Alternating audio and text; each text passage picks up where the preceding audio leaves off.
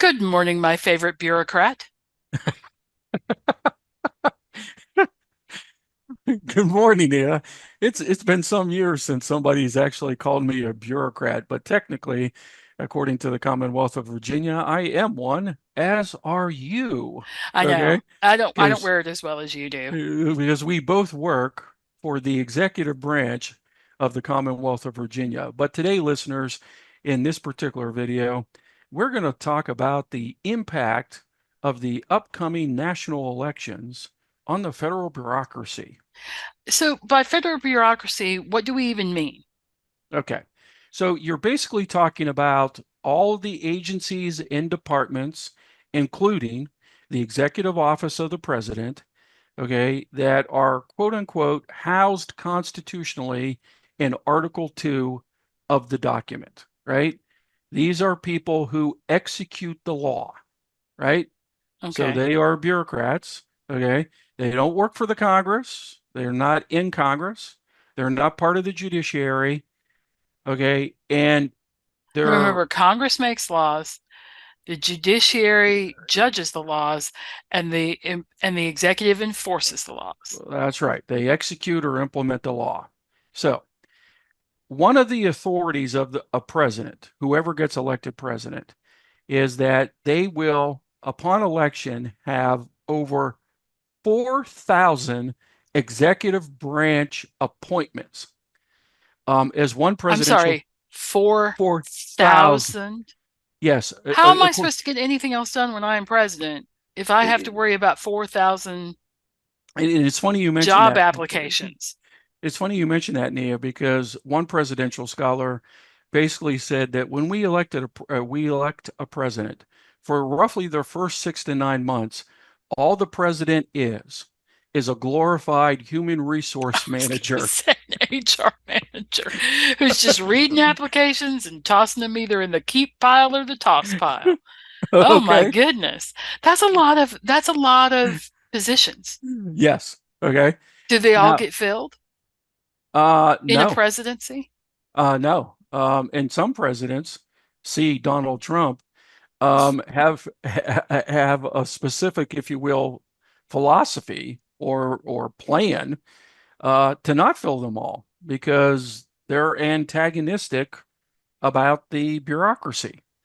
Oh, so they So can make their bureaucracy smaller by just not filling the that's right. positions. That's Okay. right. Okay. So that's one way to look at Yes. if you Yes. wanted to make government smaller, you just Eh, simply wouldn't fill the jobs. Yes. And if Okay. you want an agency to be leaderless and not very Oh, active, or not very okay, effective. okay, then you don't fill top positions. Ah, It, Public administration scholars have a phrase for that. It's called hollowing out the bureaucracy. oh, okay. I Now, it seems a little terrifying, but okay.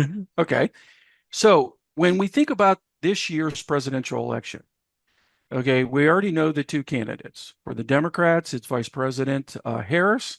For the Republicans, it's former President Trump. Viewers, listeners, you could not have a clearer divide between two candidates in regards to their views of the federal bureaucracy.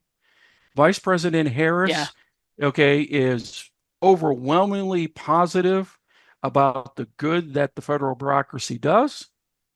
And Vice President Harris has chosen a vice presidential running mate who is even more pro-government than she is That's right. in terms of Yeah, the Minnesota. bureaucracy and Yeah, yeah. Minnesota Governor Timothy Walz, okay, who is a big proponent of the positive change that the government bureaucracy can make. In contrast, the Republican Party nominee, Donald Trump, and we saw this with his first, you know, his previous term as president, but he's made it very clear on the campaign trail this year. He is very skeptical of the work that the federal bureaucracy does. He thinks that it squelches business initiative and economic liberty, and that the bureaucracy needs to be reined in. And his his running mate, J.D. Vance, Oh, holds a similar position. that's right. So, I mean, like, the tickets are pretty solidly right. You different. don't get a Yes. lot of gray between the vice presidential and presidential. So if you're Mm-mm. thinking, oh, I'll just hope that one of them passes away or whatever, No, no, that's no, not. no, no. Which one, you should never hope that about anybody. But two, that's not accurate. These are pretty solidly divided. Now, Yes. we should note for the record that Donald Trump has not endorsed the 2025 the government plan. Yeah. That Produced by the Heritage Foundation at he all. hasn't Yes. endorsed that. So Yeah. he has different I think views of how to do what he Yes. sort of slimming Yeah. the bureaucracy, but he does seem to wish to slim the bureaucracy. And Vice President Harris seems to want to expand it. Yes. Now, Very stark yeah. choices. Second point we would like to make for viewers and listeners is something that Nia mentioned a few moments ago, and that is the fact that any incoming president has about slightly over 4,000 political appointments within the executive branch. Now, we should make it very clear a certain distinction. 1,200 of those need Senate approval. Okay. So if you watch the other videos where we talked about presidential appointments to the Supreme Court and the lower federal courts, what we said there also applies to presidential appointments to the bureaucracy that need Senate approval. You need the Senate on your side. You need You the need the Senate on, Senate in your party, because if they yes, are in the opposition opposition party, party, it is going they to can, be oppositional. yes, they, Hence the because, name. yes, they can really gum up the works, right? Because they Um, can sort of slow walk but things, they can protest, and they can investigate and yeah, I mean, they can delay hearings, they could ask for additional information, they could, basically they could exhaust the candidate till the candidate says, you know what, I'm just going to get a different job. job. Yes, right. I don't need Okay. this in my life. I mean, isn't Okay. that part of what happens with the slow walking process in Yes. any of the nominations, is that Yes. somebody finally just says, you know what, I need a paycheck. I'm going to go find a job somewhere. Like, I can't just sit Or, around waiting for you to, or, or I'm tired of or being raked over the coals. I don't want to do this yeah, anymore. I mean, if they have a current job, and more than likely they do have a current job, That's true. you know, they don't want their employer to go ahead and wait for 2 years to see if they're going to go work for the federal government, right? So, That's another part. Yep. Okay. okay, and then you throw in the fact that they have families, right? I mean, Right. most of them have families, right? I mean, you're And nobody basically wants to be in this weird weird place of, are we for, moving to Washington, D.C., or aren't we? right. Are we gonna, relocate the kids during the middle of a school year? These A are lot goes all, into it. yeah, yeah, these are all factors, right? The other 2,800 I was positions. going to say, if I'm correct, there's still 2,800. Thank you for checking my math. There are still 2,800 positions Yeah, that don't have to go through the Senate. that is correct. So Yes. you could use the method of application, going through applications where you stand at the top of the stairs and you just throw them and you see who goes the farthest. Well, Like, there's typically, nothing to stop you from doing that, well, except bad practices. I'm not suggesting that's what should happen, but you can two, use more subjective criteria on well, you could, 2,800. use more subjective criteria, but this gets to my next point. Pay attention to the management styles of the candidates, Ah, because if you're if you're talking about a presidential candidate, I'll give an example. Jimmy Carter was infamous for being very hands-on as a manager, right? And he actually would weigh in on the selection of, you know, undersecretary for blah, blah, blah, or, undersecretary for pencil pushing in the, okay. yeah. And in terms of the White House staff and the executive office of the president, he was very hands-on, right? Boy, Whereas, that would slow things down, wouldn't and it? it does. On the other hand, you have, other presidents. Trump, for instance, would delegate or just overturn the recommendation of the executive office of the president.